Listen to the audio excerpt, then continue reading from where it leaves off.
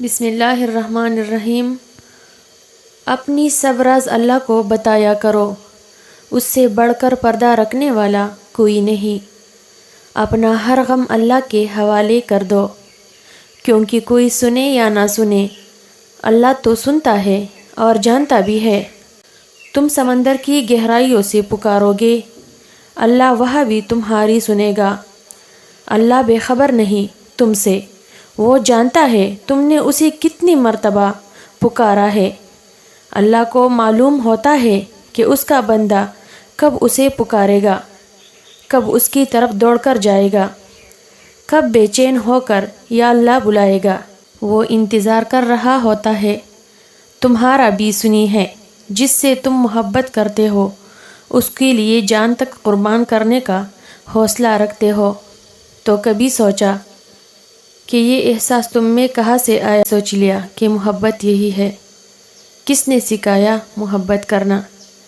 کس سے جانے ہیں محبت کے معنی؟ ارے جس نے تمہیں لفظ محبت کی پہچان کرائی، تم نے اس کی محبت میں کوٹ نکال لیا۔ تم نے کیسے سوچ لیا کہ تم اپنی محبت میں اتنے پرفیکٹ ہو، اور وہ اللہ جس کے نام سے محبت کو پہچان ملی، وہ اپنی محبت کا حق ادا نہیں کرے گا؟ کیا اس سے بڑھ کر کوئی کسی کو چاہ سکتا ہے؟ کیا تم بھی اس سے زیادہ خود کو چاہ سکتے ہو؟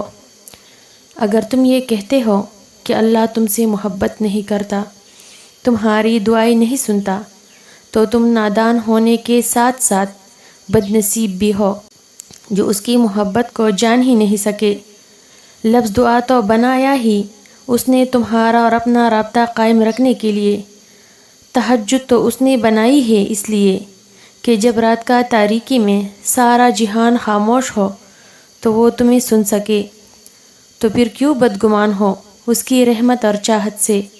وہ تو بن مانگے بھی عطا کرتا ہے، اور تم نے تو پھر اس کو رات کی ایسی محبت جو فجر سے ذرا پہلے ساتویں آسمان پر نور کے مانند ہوتی ہے، خود پکارتی ہوئی دعائیں قبول کرنے کے لیے تمہیں بلاتی ہوئی، اور تب جو اس کی آواز پر لبیک کہتے ہیں ان کے لیے وہ اللہ سے میرے پیارے اللہ بن جاتا ہے۔ دوست، مددگار، سننے والا، غم دور کرنے والا صرف اور صرف اللہ ہے۔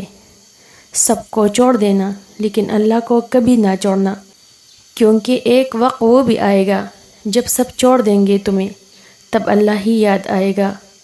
امید نہ چھوڑنا، یہ شیطان تمہیں ورغلا رہا ہے، تم سے تمہاری طاقت، تمہارا یقین چین کر بالکل تنہا کر دینا چاہتا ہے۔ تم سجدے نہ چھوڑنا، تم تہجد میں آنسو بہانا ترک مت کرنا، تم سب پالو گے۔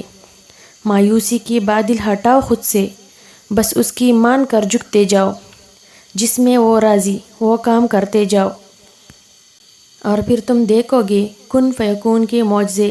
حالات کیسی بھی جا رہے ہیں، زندگی کیسی بھی گزر رہی ہے، وقت کیسی بھی چل رہا ہے، جب سب کچھ چل رہا ہے کچھ بھی رکا نہیں ہے، تو امید باندھے رکھے نا۔ آپ نے امید کا چلنا کیوں روک دیا ہے؟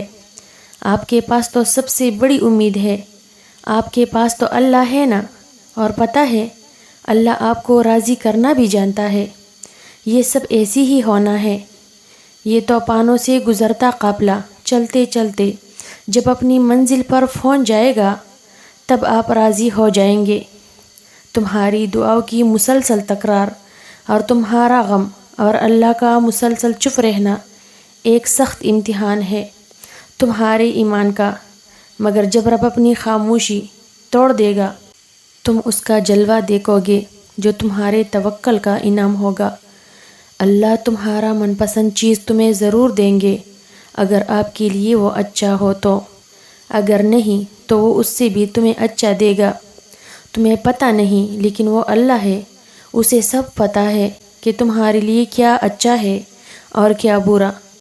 اللہ کے فیصلے ہمارے سمجھ سے باہر ہے، اس لیے اللہ کی رضا میں راضی ہو جاؤ۔ اللہ تعالیٰ خود قرآن پاک میں فرما رہا ہے کہ ہم نے ہر ایک جاندار کی رزق اور جوڑا خود مقرر کر رکھا ہے، جو اللہ کی طرف سے تمہارے مقدر میں لکھا ہوتا ہے وہی تمہیں مل کر رہے گا، اور وہ تمہارے لیے اچھا بھی ہوگا۔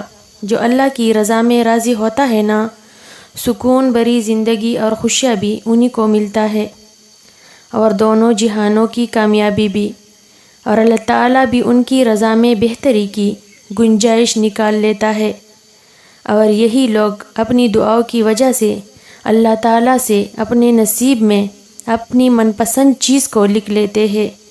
جو تمہارے نصیب میں ہوتا ہے نا، وہ ہر حال میں تمہیں مل کر ہی رہے گا، اور جو تمہارے نصیب میں بھی نہیں ہے وہ تم اللہ سے مانگتے ہو تو وہ بھی تمہیں مل سکتی ہے۔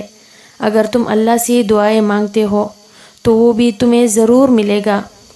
اللہ حساب رکھتا ہے ہر اس بات کا جس پر تم نے دکھتے دل کے ساتھ صبر کر لیا تھا۔ جب اچانک لیٹے لیٹے ماضی کی تلخ یاد نے دل و دماغ بوجھل کر دیے تھے اور تم نے بے چین ہو کر کروٹ بدلی تھی، جب رات کو سوتے تمہاری آنکھوں سے آنسو پھسل رہے تھے اور تم انجان تھے، مگر اللہ بے خبر نہیں تھا، جب کسی کے سخت جملوں نے تمہارا دل دکھایا تھا اور تم ہنس کر سہ گئے تھے، وہ تمہاری ہر تکلیف کا حساب رکھے ہے۔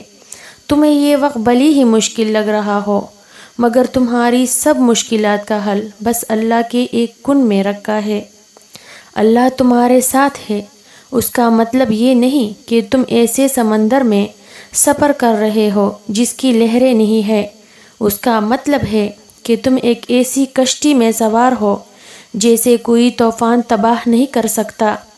نتیجہ جو بھی نکلے یہ اللہ نے طے کیا ہے، اور یقیناً وہ جانتا ہے کہ تمہارے لیے کیا بہتر ہے۔ مت بھولو کہ ناممکن اور نامکمل سے کہیں آگے اس کی کن کی رسائی ہے۔